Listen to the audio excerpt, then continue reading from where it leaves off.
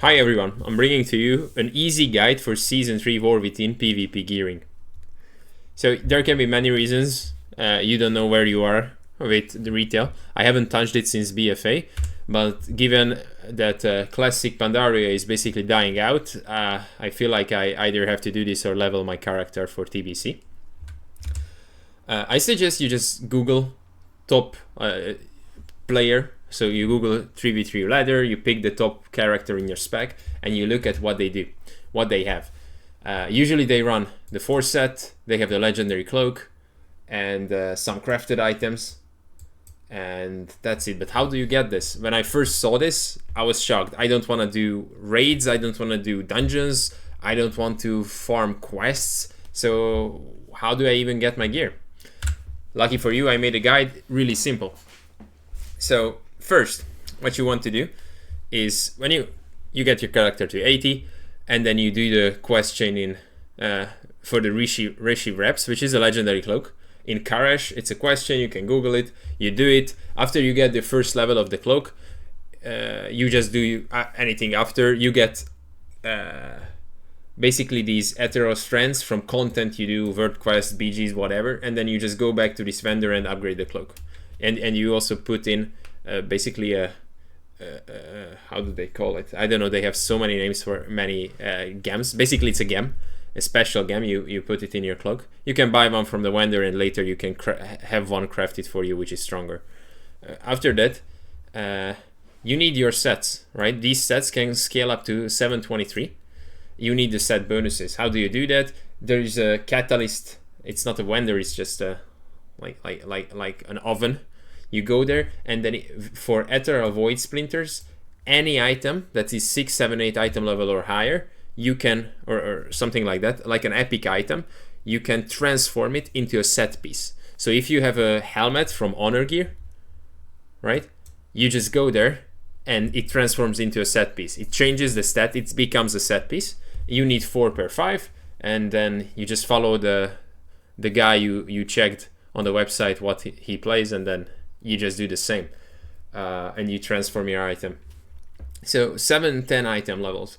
It comes from Honor Gear. You just have Honor, you buy it from the vendor, or you get these blue heraldry.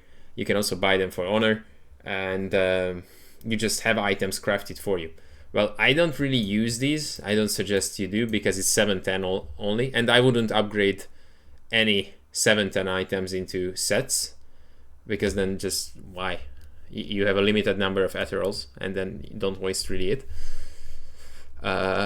Where I want you to put the emphasis on after you have your Reshi reps is just to farm war crates. If you find an LFG group for this, and then you just fly around, and every X minutes in a zone there is a war crate dropped. You open it, maybe Alliance and Horde fights over it, and then you just get from the war crate you get Conquest points, Honor points, and bloody tokens. You also get bloody tokens for killing people also. With this, you just go to a vendor, and you can buy a lot of stuff. Not every piece, so no neck, for example, no rings, but you can buy a lot of stuff, and 720 item levels, so it's pretty cool for starting arena. Above that, you will get, after the first battleground basically you do on your character, you get heraldry. You get 9 of it. You can craft 723 items, item level items, basically at the clerk.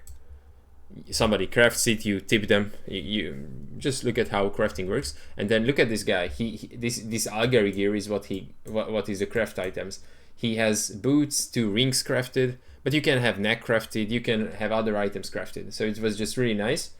It's really cool, and then you can get embellishments also installed into these items when you craft them. It's a stuff you input. You buy it from the auction house, and then you have it crafted that way. All right. Since you get 9, you can basically craft maybe 2 rings and a neck, or what I did is actually I bought one for Conquest, and I crafted myself 2 rings and the boots. But doesn't matter how you do it, just this is a nice item upgrade to have. And then you have the Conquest gear. You do arenas mainly, and then you get Conquest and you buy your stuff. Also, from Conquest, you can buy a token from the vendor, and you can upgrade items for 723 PvP item level. So let's say you have a set piece, which is only 690 and has no PvP buff, PvP item level jump.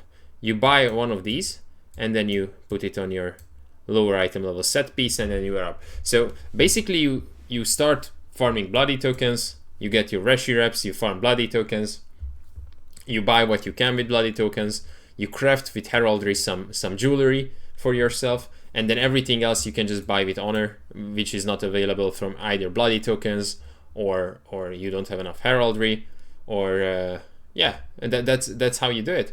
And after you have a 720 gear with some 723 heraldry craft and then some honor gear, you can go into arenas, get Conquest, and then with Conquest you can just buy based on what the top player buys. You just buy the off pieces, the main pieces, the weapon, and then you can upgrade the force set for you.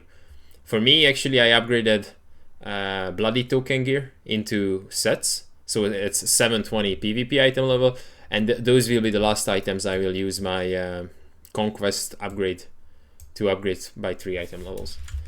Here's a quick picture where you can see what we talked about. So you have the PvP vendors here, you have the PvP weekly quest you can take, you have the crafting here, and then you have the catalyst here where you can upgrade for PvP. So I hope this is really quick. Stop the video, look at the table, look at the map, and see you later, guys. Cheers.